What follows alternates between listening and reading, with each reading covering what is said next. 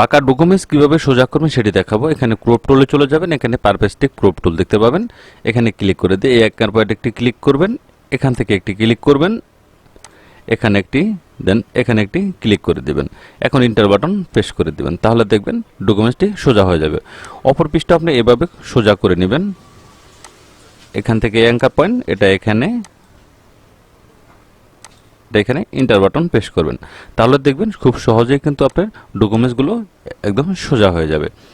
Control N button press করবেন, একটি page নিয়ে নেবেন, এ4 সাইজ একটি পেজ নিয়ে নেবেন, এটা ড্রপ করে এনে এই পেজে এনে ছেড়ে দিবেন। দ্বিতীয় যে পার্ট রয়েছে সে পার্টটিও আপনি এখানে কপি করে এনে এই পেজে এনে ছেড়ে দিবেন।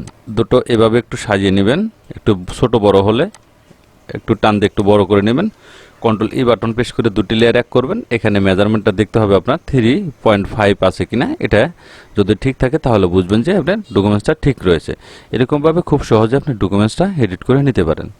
থ্যাংক ইউ গাইস, ভালো থাকবেন, সুস্থ থাকবেন, আল্লাহ হাফেজ।